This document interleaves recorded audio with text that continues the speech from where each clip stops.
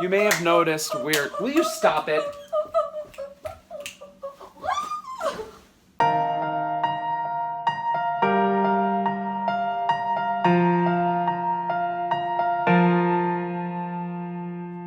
Good morning, fam. It's a great day. Are we vlogging today? Maybe a little, maybe a little.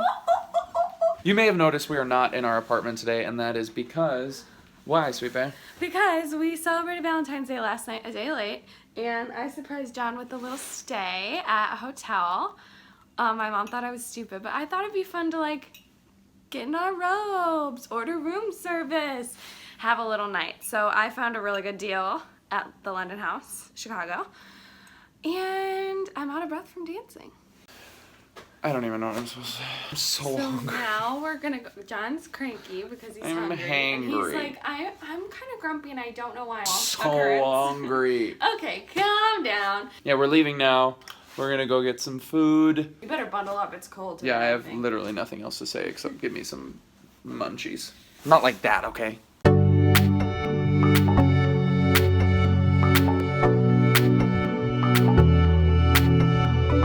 Almost like 2 hours later, but we got our food. I am no longer hangry. We are at Are you still hangry? Because a diner that's... I am actually still hangry, but we're at a diner that's close to our place. So Sweet Bear and I have a new tradition we're trying out for Valentine's Day, where every other year, one of us is in charge of the Valentine's Day celebration. And so year one, she was in charge of it, kind of because she just decided to make plans. And John didn't. Well, yeah, because you just decided you were doing it. So next year is my responsibility, and she planned a pretty amazing year this year. So now I need to step up. I'm gonna literally destroy it. Yeah, just eat. So hangry. All right, y'all. We just took Buckets to the dog park. Tubby, say hi. Say hello. Hi, everybody. I love yous. So many of you heard about the madness that was the snow that like kicked in, I don't even know, a week ago or so here in Chicago. We got, 2 feet of snow or whatever it was. I was away when it happened, but when I came back, I said, okay, the one thing that I don't want to happen, I don't care about snow. I actually like snow a decent amount. But I said, the one thing I just don't want to happen is for us to have a random 50-degree day and for all 2 feet of this snow to melt at once, because then it is just a muddy, puddled mess. And that is exactly what has happened over the last 2 days. It has been nice, sunny, 40 to 50 degrees, and all of this snow is melting so quickly, and it is mud city. Anyway, Sweet Bear and I have some errands to do, and then yeah, I mean, this is sort of Valentine's Day observed last night and today. So we're just kind of relaxing, running some errands, spending time together, because it doesn't feel like we spent any time together this year, really. We've had a pretty busy year thus far, so she just ran in somewhere right now. Then we're gonna go to Grocer's Mart and then home. Hey team, we're home now. We just booked our flights from Amsterdam to Paris. That's right. In March, we're going on a little Europe trip to Amsterdam and Paris, and so we just we're flying into Amsterdam first, and then we just booked the flight to Paris. So we're feeling good about that. Yep. But also, I'm actually gonna set this on something. Hold on. Okay. So anyway, back in October, when the shooting happened in Vegas, Sweet Bear posted on her Instagram story that she was going to dedicate sort of a full hour of prayer one day, for a very specific hour, to praying for that specifically that situation and that tragedy, and then also just for peace. For peace for the families and the victims, but also for change, for something to happen so that this doesn't keep happening. Obviously, many of you, especially those of you who live here in the United States, you've heard about the tragedy that happened in Parkland, Florida, just a few days ago. For those of you who don't, you could probably find out very easily, but there was another shooting at a high school there, and 17 17 people lost their lives. And so what we are planning on doing tomorrow is something quite similar to what we did the last time something like this, of this magnitude, sort of struck this country. So tomorrow we're going to put aside an hour to spend in prayer for the victims and their families and the community of Parkland, Florida, and for our country who's hurting.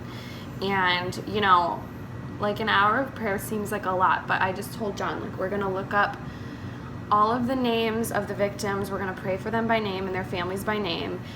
We're maybe going to take a walk and just, like, silently pray to ourselves and maybe put on a little worship music. Like, just fill that hour intentionally thinking and praying.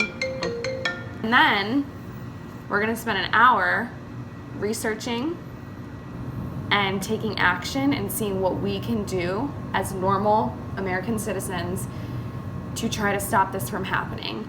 Part of that's going to include researching for these midterm elections coming up and really deep diving and seeing, you know, who we agree with, what policies we agree with, what policies we stand for, and just become informed about these candidates so that we can go and we can vote as informed citizens, whatever that means to you, and also to see if there's, you know, any petitions we can sign, any marches to be a part of, any, you know, anything that we can join to help stop this. And we're not saying we have the answers. I'm not saying vote Democrat because that's going to fix it. No, we don't know what the answer is. I'm not saying vote Republican because that's going to fix it. No, we really don't know. And I think it's a journey of discovering and to, you know, putting effort in to say, I want to help to stop this from happening again.